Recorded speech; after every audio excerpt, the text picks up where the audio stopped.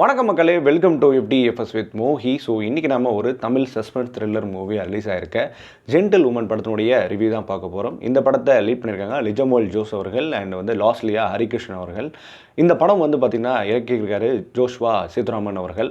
So இந்த படத்தை பார்க்க போகிறதுக்கு முன்னாடி உங்களுக்கு ஒரு விஷயத்தை சொல்கிறேன். இது ஸ்பாய்லர் இல்லை, பட் இருந்தாலும் நான் ஒன்று சொல்லிக்க விரும்புகிறேன். தயவு செஞ்சு இந்த படத்தினுடைய ட்ரைலர் பார்க்காம போங்க. அப்படி ட்ரைலரை பார்த்தீங்கன்னா நீங்கள் ஹெட்ஃபோன் போட்டு ரொம்ப டீட்டெயிலிங்கெல்லாம் கேட்காம போங்க. ஏன்னா இந்த படத்துலையே ஒரு சில விஷயங்கள் சீக்ரெட் கெஸ் பண்ண முடியும். அது எனக்கு கெஸ் பண்ண முடிஞ்சு. நான் ட்ரைலர் ஃபஸ்ட் டைம் பார்க்கும்போதே ஓகே இது இப்படி தானே நடக்க போகுது அப்படின்னு நான் நினச்ச மாதிரியே நடந்தது. பட் நிறைய பேரால் ப்ரெடிக்ட் பண்ண முடியாத மாதிரியான ஸ்க்ரீன் பிளே தான் இந்த படத்தில் அமைச்சிருக்காங்க. பட் இருந்தாலும் நான் சொல்லிக்கிறேன், தயவு செஞ்சு இந்த படத்தினுடைய ட்ரைலரை பார்க்காதீங்க. அது மாதிரி லிஜமல் ஜோஸையும் இந்த ட்ரைலரில் ஊற்று நோக்காதீங்க. அதை மட்டும் நான் கிளியராக சொல்லிக்கிறேன். ஸோ இந்த படத்தினுடைய டீட்டெயில் ரிவ்யூக்கு போகிறதுக்கு முன்னாடி இந்த ரிவ்யூ ஆனது உங்களுக்கு பிடிச்சிருந்தா மறக்காமல் லைக் பண்ணுங்கள், கமெண்ட் பண்ணுங்கள், ஷேர் பண்ணுங்கள், சேனலை சப்ஸ்கிரைப் பண்ண மறந்து வாங்க நம்ம ரிவ்யூக்கு போகலாம். ஸோ ஜென்டில் உமன் இந்த படத்தினுடைய கை சுருக்கம் என்ன அப்படின்னு கேட்டிங்கன்னா, ரீசெண்டாக கல்யாணம் ஹரிகிருஷ்ணன் அண்ட் லிஜமல் ஜோஸ் அவங்க தன்னுடைய அழகான லைஃப்பை நடத்திட்டு இருக்காங்க. அந்த பட்சத்தில் பார்த்திங்கன்னா ஹரிகிருஷ்ணன் பார்த்திங்கன்னா ஒரு நிறைய இடங்களில் அஃபேர் வச்சுக்காரு. எஸ்பெஷலி லாஸ்ட்லியாக. அது மட்டும் இல்லாமல் நிறைய பொண்ணுங்களை ட்ரை பண்ணி பார்ப்பார். ஸோ ட்ரை பண்ணி அட்டம் பண்ணி பார்ப்பார். அதில் ஒரு சில பேர் சக்ஸஸ் எல்லாம் வரும். ஸோ அதனால்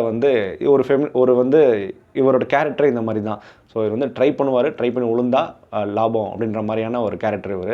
ஸோ இது ஒரு கட்டத்தில் லிஜமல் ஜோஸுக்கு தெரிய வந்துடுது. ஆனால் பார்த்தீங்கன்னா ஹஸ்பண்ட் மிஸ் ஆகிடுறாரு. ஸோ மிஸ் ஆன ஹஸ்பண்டை தேடி போலீஸும் இன்வெஸ்டிகேட் பண்ணுறாங்க. ஸோ இன்வெஸ்டிகேட் பண்ணுறதுல ஹஸ்பண்ட் கிடைச்சாரா, ஸோ லிஜமல் ஜோஸ் என்ன அவங்களுக்கு பேசினார், ஹரிகிருஷ்ணனுக்கும் இவங்களுக்கும் என்ன தான் நடந்தது அப்படின்றது தான் இந்த படத்தினுடைய ஒட்டுமொத்த கதையாகவும் அமையுது. ஏன்னா இதுக்கு மேலே இந்த படத்தை நான் சொன்னேன்னா பெரிய ஸ்பாய்லர் ஆகிடும். ஏன்னா ஸ்பாய்லர் லெவலுக்கு இந்த படத்தில் நிறைய விஷயங்கள் இருக்குது. ஸோ நல்லா முடிஞ்ச வரைக்கும் நான் அவாய்ட் பண்ணிக்கிறேன். இது ஸ்பாய்லர்னால் நான் முன்னாடியே எச்சரிச்சிடுறேன். ஸோ இந்த படத்தினுடைய பாசிட்டிவ் அண்ட் நெகட்டிவ் பற்றி பேசுவோம். இந்த படத்தினுடைய பாசிட்டிவாக நான் பார்க்குறது, இந்த படம் பேசப்பட்ட ஃபெமினிசம். இது ஃபெமினிசம் அப்படின்னு தாண்டி ஒரு நார்மல் உமனை don't judge the book by is கவர்னு சொல்லுவாங்க இல்லையா, அதை இனிமேல் நீங்கள் இந்த படம் பார்த்ததுக்கப்புறம் கற்றுப்பீங்க. அதாவது நீங்கள் சாதாரணமாக ஒரு ஊர்க்கார பொண்ணு, ஒரு கிராமத்து பொண்ணு என்ன பண்ணிவிடுவா அப்படின்னு நீங்கள் நினச்சிங்கன்னா அங்கே தான் நீங்கள் ட்ரபிள் ஆக போகிறீங்கன்னு அர்த்தம். ஏன்னா என்னால் அந்த ட்ரைலர் பார்க்கும்போது கெஸ் பண்ண முடிஞ்சது. ஸோ அந்த மாதிரி தான் இந்த படத்தை பார்க்கும்போது எனக்கு ஃபீல் இருந்தது. இந்த way of screenplay present பண்ணது பார்த்தீங்கன்னா ரொம்ப வித்தியாசமான ஒரு ஸ்க்ரீன் பிளே அப்படின்னு கூட சொல்லலாம். அந்த ஸ்க்ரீன் பிளே நரேஷனே நம்மளை உட்கார வச்சிருது. அதுக்கான வே ஆஃப் ஆக்ட்ரஸும் செலெக்ஷனும் சரி, அதுமாரி வே ஆஃப் ஸ்டோரி டெல்லிங்கும் சரி, அதுக்கு ஃபஸ்ட்டு இந்த படத்தினுடைய இயக்குனரான ஜோஷ்வாவை பாராட்டவும். ஸோ அந்தளவுக்கு படத்தை மெருகேற்றி ரொம்ப அழகாக நீட்டாக நம்மளை அந்த சஸ்பென்ஸ் அப்படின்ற ஒரு விஷயத்துக்கு உட்கார வச்சுறாரு. அதுக்கும் சேர்த்து பாராட்டுவோம். ஸோ அந்த அழகாக மெயின்டைன் பண்ணியிருந்தார், அந்த லெவலில் கரெக்டாக மெயின்டைன் பண்ணியிருந்தார். சரி இது என்ன நடக்க போகுது, அப்புறம் இன்டர்வல் வர ட்விஸ்ட்டு, அப்புறம் கிளைமேக்ஸில் ஒரு ட்விஸ்ட்டு, இது எல்லாமே இந்த படத்தினுடைய ஒரு பெரிய பலமாக அமைஞ்சிருக்கு. ஸோ இந்த ஆல் கிரெடிட் கோஸ்ட்டும் இந்த டேரக்டருக்கு தான் அப்படின்னு சொல்லி ஆகணும். ஸ்க்ரீன் பிளே பார்த்திங்கன்னா இந்த மாதிரியான ஸ்க்ரீன் பிளே அப்ரோச்சே மேபி தமிழ் சினிமாவுக்கு புதுசாக இருக்கலாம். அது நீங்கள் பார்த்து அனுபவிங்க அப்படின்னு தான் சொல்லுவேன். ஏன்னா இந்த மாதிரி ஸ்க்ரீன் பிளே தியேட்டரில் போய் அனுபவிக்கும் போதும் நீங்கள் நிறைய பேரோட மைண்ட் செட் என்ன ஓடிடியில் பார்த்துக்கலாம் அப்படின்றது மாதிரி தான். பட் ஓடிடியில் விட ஒரு தியேட்டரில் போய் ஆடியன்ஸோட பார்க்கும்போது அவங்களோட ரியாக்ஷன்ஸும் அப்புறம் உங்களோட ரியாக்ஷன்ஸும் இந்த மாறும்போது இருக்கிற அந்த அனுபவம் இருக்கு இல்லையா, அதுதான் தேட்டர் எக்ஸ்பீரியன்ஸ். ஸோ அதனால் தேட்டர் எக்ஸ்பீரியன்ஸ் மிஸ் பண்ணக்கூடாத படமாக தான் இந்த படம் நான் கன்சிடர் பண்ணுறேன். அண்ட் மோர் ஓவர் பார்த்திங்கன்னா இந்த படத்தில் யுகபாரதி அவர்களுடைய வசனம் இந்த படத்தில் ரொம்ப சிறப்பாக அமைஞ்சிருக்கு. முக்கியமாக டார்க் காமெடிஸ் ப்ளேஸ் பண்ணப்பட்ட விதம், அதுக்கான வசனங்கள் சூப்பராகவே எக்ஸ்பிளைன் பண்ணியிருந்தார். போலீஸ் பண்ணுற காமெடியாக இருக்கட்டும், அதில் ராஜீவ்காந்தி அப்படின்ற ஒரு கேரக்டராக இருக்கட்டும், அது மாதிரி ஒரு சர்ச் ஃபாதர் புக்கு படிச்சுட்டு இருக்கும்போது அந்த ஃபோன் ரிங் எடுக்கிறதா இருக்கட்டும், வேட்டைக்காரன் ரிங்காக இருக்கட்டும். ஸோ இந்த மாதிரி நிறைய இடங்களில் டார்க் ஹியூமர் ரொம்ப சூப்பராக பிரதிபலிச்சிருந்தாங்க. அதுமாதிரி படத்தில் நம்ம சஸ்பென்ஸ் ஒரு விஷயம் இருந்தது இல்லையா, அந்த சஸ்பென்ஸ் பிரேக் பண்ணுற அந்த இடம் இருக்கும் தெரியுமா, அந்த இடம் தான் படத்தில் நம்மளால் ஸ்பீச்லெஸ்ஸாக ஆகிடும். அந்த லெவலுக்கு படம் கனக்கச்சிதமாக வந்திருக்கு அப்படின்னு தான் சொல்லி ஆகணும். மோர் ஓவர் இந்த படம் முக்கியமாக பார்க்குறதுக்கான காரணமாக அமைஞ்சதுக்கு காரணமே லிஜமோல் ஜோஸ் அப்படின்னு சொல்லலாம். எனக்கு தெரிஞ்சு லிஜமோல் ஜோஸ் எடுக்கிற எல்லா படங்களும் சரி, நீங்கள் கவனித்து பார்த்தீங்கன்னா தெரியும், அது எல்லாமே ஒரு ஸ்டோரி டெல்லிங்கும் அந்த படத்தில் ஏதோ ஒரு விஷயம் அழுத்தமாக இருக்கும். அதனால தான் அவங்க நடிப்பாங்கன்றது. ஈவன் நீங்கள் ரீசெண்டாக வந்த காதல் என்பது பொது உணவு படம் நிறைய தேட்டர்ஸில் ரிலீஸ் ஆகலை. பட் ஓடிடியில் வரதுக்கான சான்ஸ் நிறையாவே இருக்குது. பட் அந்த படத்தை நீங்கள் மிஸ் பண்ணாமல் பாருங்கள். ஏன் அந்த கேரக்டர் எடுத்து நடித்தாங்கன்ற ஒரு இம்பேக்ட் தெரியும். அதே மாதிரி தான் இந்த படத்தில் நான் லிஜமோல் ஜோஸோட அந்த வே ஆஃப் நரேஷனே, அந்த வே ஆஃப் ஸ்டோரி டெல்லிங்கே மறந்துட்டேன்.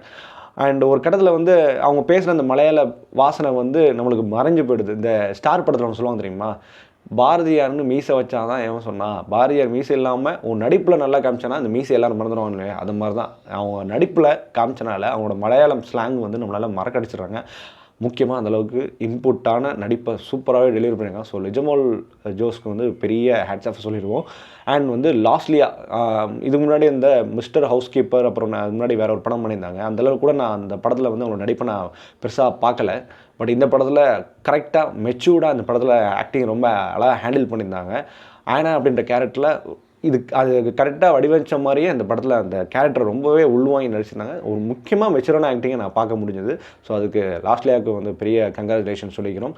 அண்ட் ராஜீவ் காந்தியாக இருக்கட்டும், அப்புறம் ஹரிகிருஷ்ணன் தான் அந்த படத்தினுடைய மெயின் ஒரு முக்கியமான கதையங்கமாக அமைகிறாரு. ஸோ அவரோட நடிப்பும் சரி பெருசாக ரிவீல் பண்ண முடியாது. அவர் வந்து அப்படியே நேச்சுரலாக வராரு, நேச்சுரலாக போகிறாரு. அந்த கேரக்டர் ரிவீல் பண்ண தேவையில்லை. ஸோ ராஜீவ்காந்தியாக இருக்கட்டும், அப்புறம் இந்த ஃபாதர் கேரக்டராக இருக்கட்டும், அப்புறம் வந்து போலீஸ் கான்ஸ்டபிள்ஸாக இருக்கட்டும், இது மாதிரி எல்லா சப்போர்ட்டிங் ஆக்டர்ஸும் இந்த படத்துக்கு ஒரு பெரிய கூடுதல் பலமாக வச்சுருக்காங்க. ரொம்ப நேர்த்தியான நடிப்பை வெளிப்படுத்திருக்காங்க. ஸோ இந்த படத்தில் மைனஸ் அப்படின்னு நம்ம பார்க்கும்போது பார்த்தீங்கன்னா, ஒரு கட்டத்தில் படத்தை வந்து ஒரு மாதிரி சினிமேட்டிக்காக கூட்டு போயிடுறாங்க. ஏன்னா படம் வந்து ஒரு மாதிரி யதார்த்தம் கலந்த கலவையாக தான் அந்த படம் நான் பார்க்க இருந்தது. பட் ஒரு கட்டத்தில் வந்து ஒரு சினிமாட்டிக்கான விஷயத்தை கொடுக்குறாங்க. அதுமாதிரி டயலாக் விஷயமா நிறைய விஷயங்களை சொல்கிறது கொஞ்சம் அவாய்ட் பண்ணிக்கலாம்.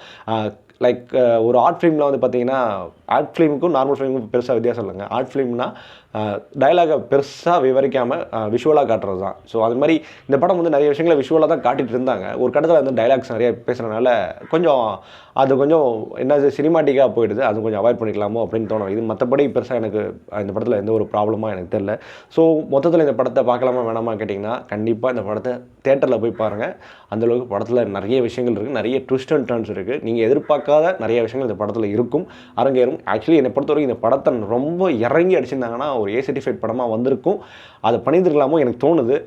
அந்தளவுக்கு படத்தில் விஷயங்கள் இருந்தது. ஸோ இந்த படத்துக்கு நம்ம கொடுக்குற ரேட்டிங் என்ன அப்படின்னு கேட்டிங்கன்னா 5க்கு 3.5. ஓகே மக்களே, இந்த ரிவ்யூ பிடிச்ச நம்பர், இந்த ரிவ்யூ பிடிச்ச மறக்காம லைக் பண்ணுங்கள், கமெண்ட் பண்ணுங்கள், ஷேர் பண்ணுங்கள், சேனலை சப்ஸ்கிரைப் பண்ண வந்துடுங்க. Until then stay with me FTFS with Mohi.